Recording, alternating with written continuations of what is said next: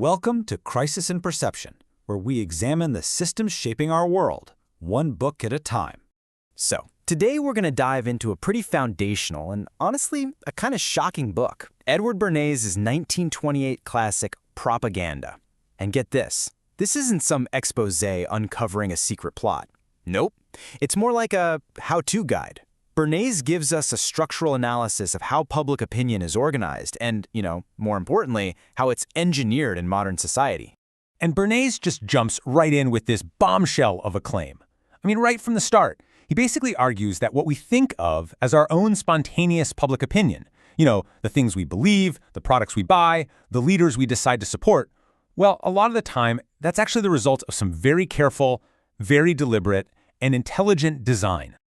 Okay, so to really get a handle on his argument, he gives us this great analogy. Think of our modern society as a huge stage production.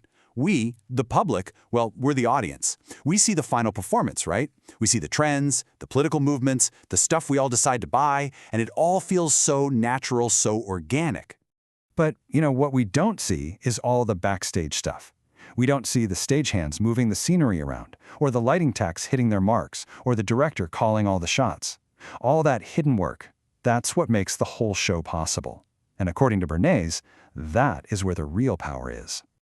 All right, so let's actually go backstage for a minute. It's time to meet the people Bernays says are the real architects of what we all think and feel. And he is just incredibly direct about this. This is the absolute heart of his whole argument, that there's a relatively small, kind of unseen group of people who are actively shaping the world that the rest of us make our choices in. They're the ones, in his words, who pull the wires which control the public mind. He even gives this group a name, the invisible government. Now hold on, this isn't some secret conspiracy in a dark, smoke-filled room. That's not what he means. For Bernays, it's more of a managerial elite, a class of people who really understand group psychology and use that knowledge to harness social forces and, to guide the world.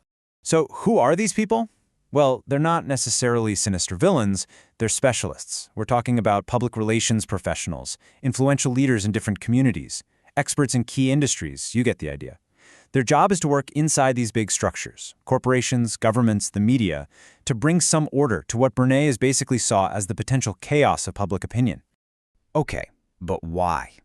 Why does this system of invisible influence even exist? Is it some grand conspiracy?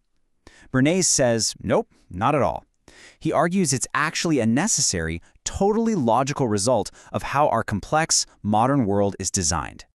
So let's break down that logic step by step. First, you have the problem. Our society is just way too complex. There's an overload of information that none of us could possibly process on our own.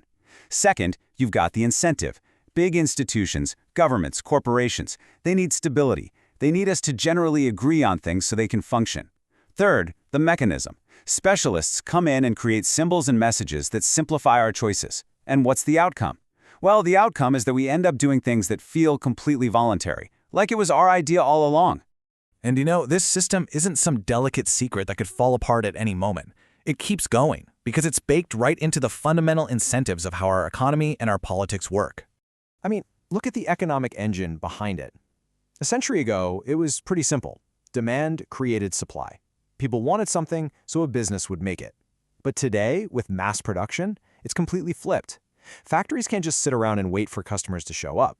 As Bernays says, they now have to actively create and keep creating that demand, and they do it with propaganda and advertising. And believe me, this logic goes way beyond just selling products. Bernays is crystal clear on this.